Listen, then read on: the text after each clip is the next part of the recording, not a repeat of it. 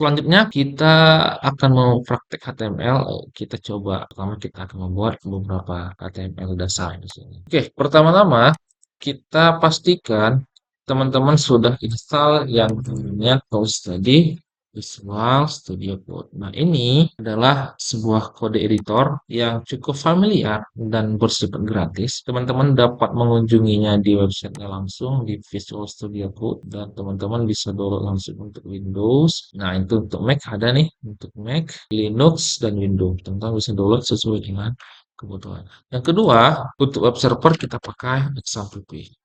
XAMPP kita sekarang XAMPP sudah dalam versi 82. Saya sudah cukup lama menggunakan XAMPP dan ini adalah web server yang cukup mudah, familiar, dan gratis ya. Dan saat ini masih eksis digunakan walaupun banyak web server lain yang bermunculan, namun XAMPP masih dapat berfungsi dengan baik saat ini. Nah, teman-teman masuk ke dalam folder baru ya di sini. Kita buat saja satu file baru di sini namanya web dasar. Nah, kita buka web dasarnya. Teman-teman nanti akan dihadapkan dalam folder kosong yang seperti ini. Nah, kita akan membuka folder ini ke dalam Visual Studio Code. Nah, pastikan Visual Studio Code teman-teman sudah terinstall ya. Nih, Visual Studio Code sudah terinstall. Nah, kalau sudah terinstall, teman-teman bisa akses di sini ya, di atas ini cmd gitu. Baru ini otomatis akan mengarahkan sesuai dengan repository folder teman-teman berada saat ini. Lalu di sini ketikkan code spesifik. Ini otomatis akan membuka Visual Studio Code sesuai dengan repository folder teman-teman berada saat. Nah, notifikasi bahwa jika kita adalah sebuah author, maka kita harus mengkonfirmasi bahwa kita adalah author. Jadi kita yes I trust the author dan selesai. Oke, seperti ini. Ini adalah salah satu halaman dari Visual Studio Code. Nah, untuk halaman baru akan membuat satu file baru, namanya contoh index.tml. Nah, di sini kita punya satu file baru namanya index.html. Kalau kita kembali ke folder tadi, maka akan muncul satu file baru nih namanya index.html. Kita akan membuat satu file baru, satu struktur HTML. Nah, di dalam HTML ini ada banyak fungsi-fungsi ya. Untuk header kita biasanya menggunakan H. Nah, untuk header biasanya header ini yang terbesar itu H1 misalnya, lalu baru kalau yang lebih kecil lagi itu H2, lalu seperti ini ya, baru H3, lalu ini sesuai dengan strukturnya nanti H4, lalu misalnya ini kita lihat nanti hasilnya seperti apa, lalu baru H6. Kalau H7 ada nggak? H7 ada ya. Jadi untuk struktur HTML dasarnya itu adalah header sampai 6. Yang terbesar itu H1, yang terkecil adalah H6. Kita lihat bagaimana sih perbandingan besar kecil dari bentuk struktur header seperti ini.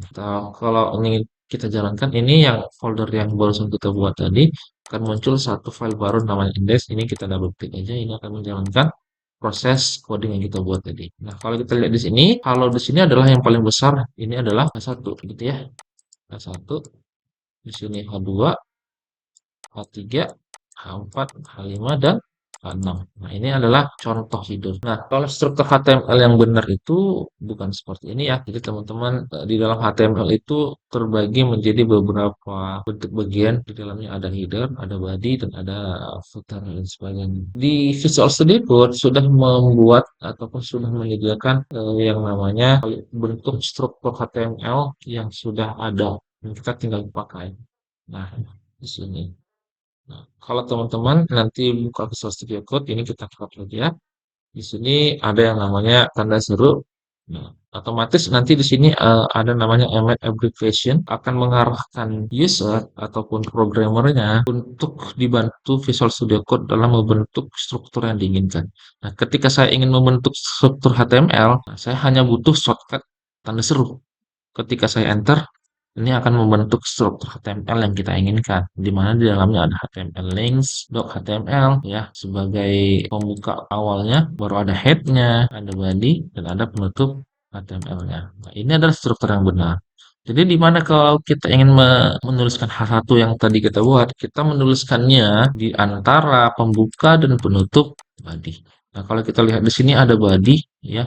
di sini ada body. Bedanya di sini tidak ada slashnya, di sini ada slashnya. Artinya kalau kita lihat model seperti ini, itu artinya body sebagai pembuka, slashnya sebagai penutup. Jika kita ingin membuat struktur HTML, kita harus membuatnya di antara pembuka dan penutup, yaitu di tengah-tengah sini. Ketika kita ingin menggunakan H1 sebagai model tampilan yang ingin kita inginkan, kita paste ke dalam ini. Ini akan membentuk satu bentuk yang kita inginkan. Nah, kalau kita jalankan hasilnya ya sama. Namun bedanya saat ini kita sudah memiliki struktur HTML yang benar. Ini gunanya untuk apa? Nah, untuk di sini. Jadi ini bisa kita ganti isinya belajar. Yes, seperti ini. Kalau kita refresh, ini akan menghasilkan title.